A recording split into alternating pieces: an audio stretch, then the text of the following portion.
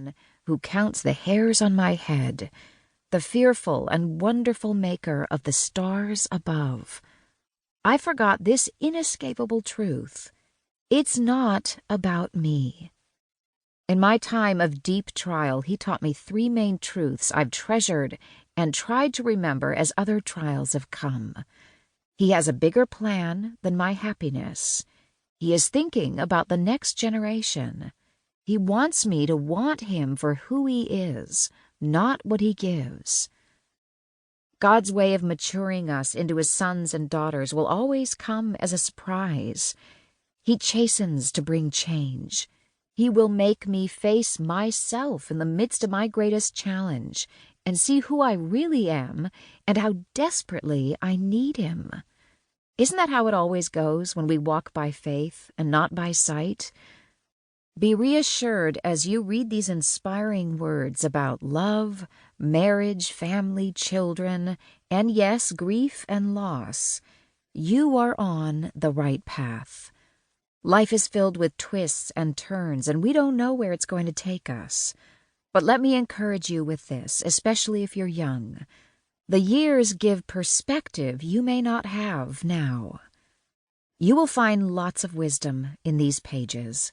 Jessica and Ryan have walked the walk. They've faced discouragement and hardships, devastating difficulties with a special needs son, blending 2 families with love and laughter, and they've made it work beautifully. They reveal a deep love and respect for one another that's refreshing to discover, and you can almost smell the wonderful dishes Jess is cooking up in her kitchen. Like Jess, I too find solace in the chopping and sautéing and stirring. So give yourself some grace. Hang in there. Hold tight to the one who's holding you. By the way, I never had 5 children, but God did give me 5 grandchildren, and I couldn't be more thrilled. I get to enjoy plenty of crayons, crumbs, and chaos. My 5 little peppers who have a Mimi and Poppy devoted to them to the moon and back. And today I'm grateful, so very grateful, that he took me a long distance out of the way in order to bring me back a short distance correctly. Kate Battistelli. Introduction. Growing up, I never thought, when I get older, it would be great to be part of a blended family. No, this thought never crossed my mind, and why isn't this an aspiring dream for most?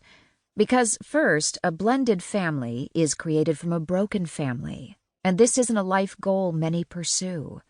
Second, most people don't wish difficulties upon themselves.